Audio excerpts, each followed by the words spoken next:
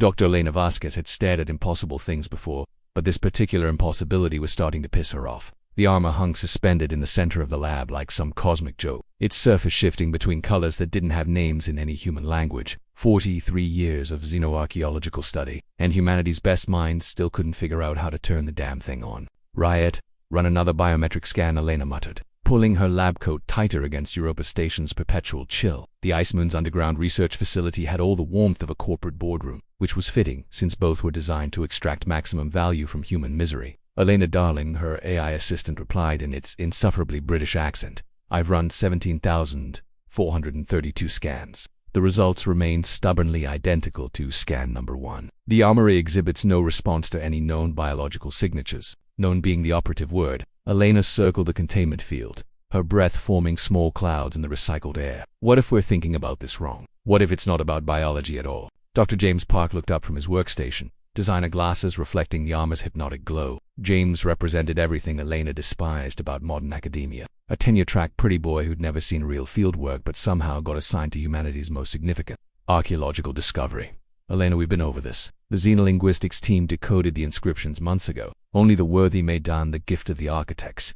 It's clearly designed for biological interface. The worthy, Elena repeated, tasting the words like spoiled protein paste.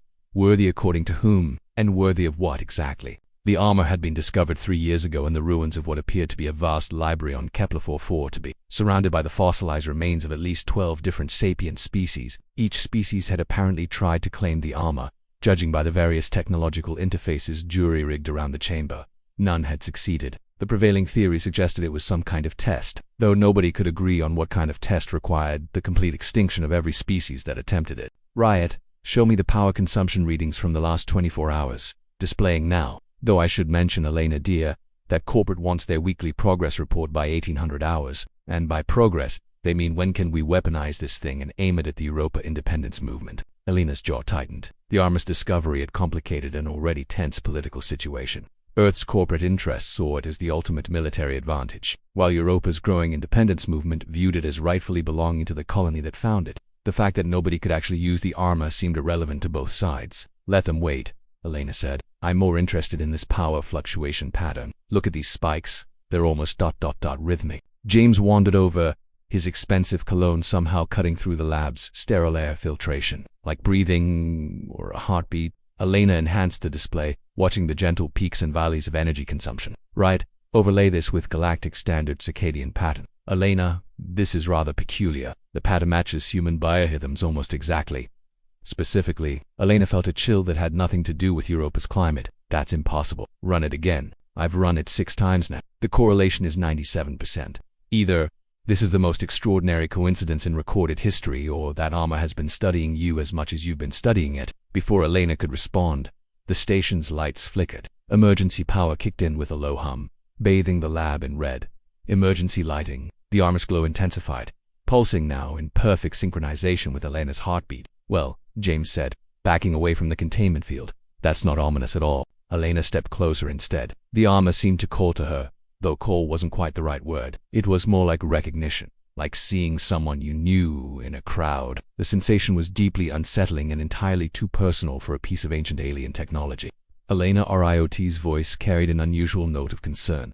I'm detecting massive electromagnetic fluctuations. Perhaps this would be an excellent time to implement standard safety protocols and evacuate the lab. In a minute, Elena reached toward the containment field controls. The smart thing would be to step back, file a report, let the corporate scientists handle whatever was happening. But Elena had spent her entire career studying dead civilizations, cataloging the failures of species that had reached for something beyond their grasp. She was tired of being an archaeological mortician. Elena Doe, James warned, but his voice sounded distant, muffled by the growing hum of energy surrounding the armor. Elena's hand touched the containment field controls. Just as another power surge hit the station, the fields collapsed, and for one terrifying moment, she found herself face to face with an artifact that had killed entire civilizations. Then she touched it. The universe exploded into consciousness. Elena's awareness expanded beyond her body, beyond the lab, beyond Europa itself. She was connected to something vast and ancient, a presence that had been waiting patiently for centuries. The armor wasn't just a tool or weapon.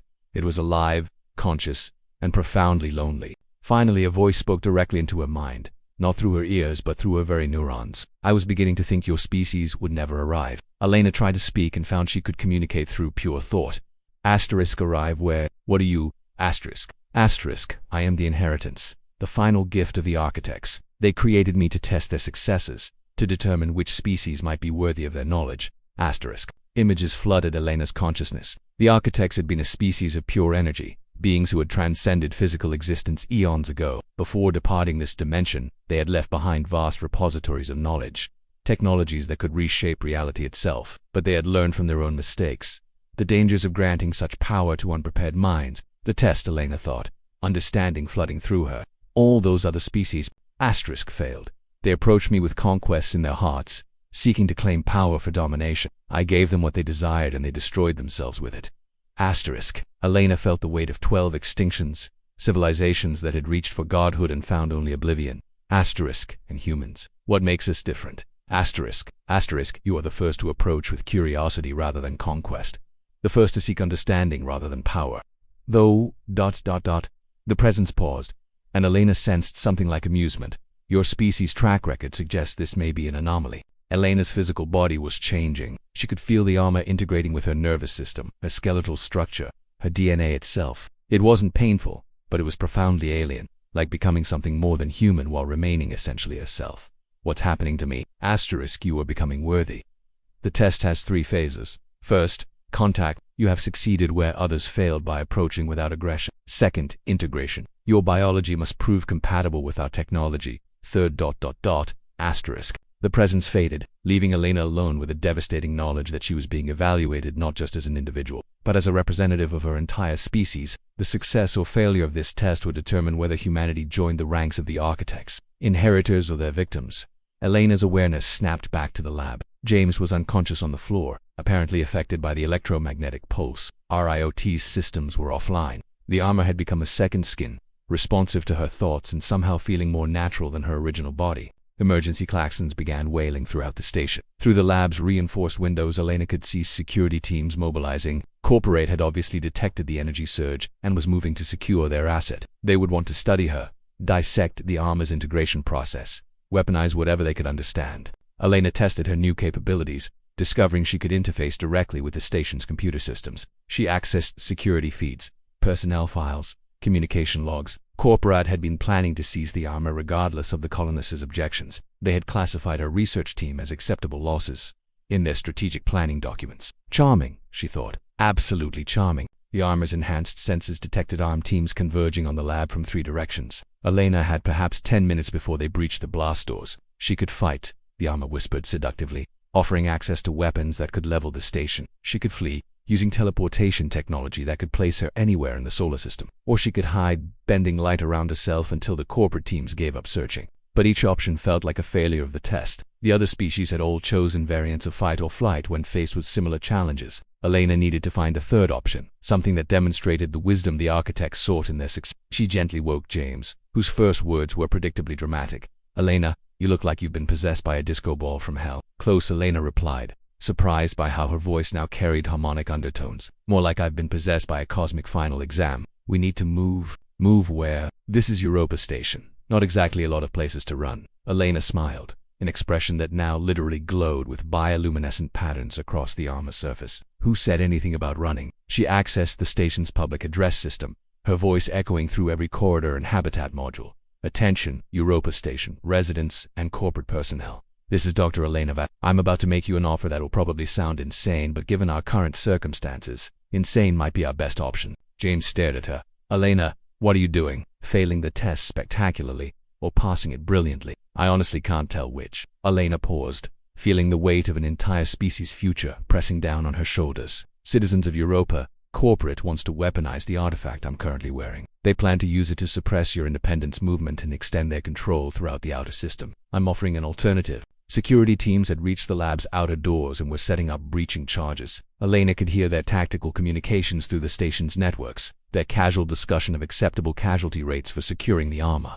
The architects left behind more than just this armor. There are repositories of knowledge scattered throughout the galaxy, technologies that could solve our energy crisis, our resource limitations, our tendency to kill each other over territory and power. But accessing them requires proving we're mature enough to handle that responsibility. The blast doors exploded inward, filling the lab with smoke and armed figures in corporate security armor. Elena stood calmly in the center of the room, no longer entirely human but not yet something alien. Dr. Vasquez, the lead security officer, announced through his helmet speakers, by authority of the Earth Corporate Council, you and the artifact are to be transferred to secure facilities for analysis. Counteroffer, Elena replied, raising her hand. The armor's surface began to glow with increasing intensity. You'll put down your weapons and we discuss this like adults, or I demonstrate why 12 previous civilizations couldn't handle Architect's technology.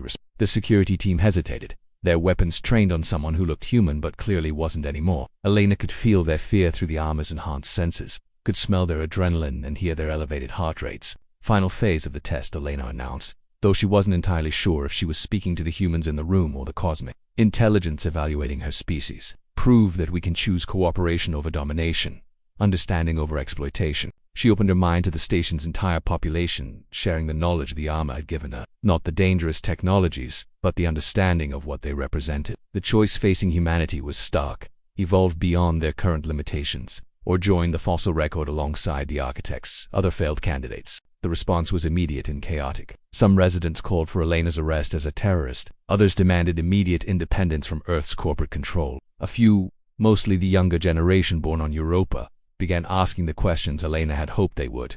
What if there was a better way? What if scarcity and competition weren't natural laws but simply the habits of a young species? Through the armor's expanded awareness, Elena sensed the cosmic intelligence returning, evaluating humanity's response to her revelation. The judgment wouldn't be based on her actions alone, but on how her species collectively handled the knowledge of their cosmic significance. Interesting, the presence observed. Asterisk, your species shows unusual promise. Chaotic, certainly. Violent, undoubtedly. But capable of growth in ways the others were not. Asterisk.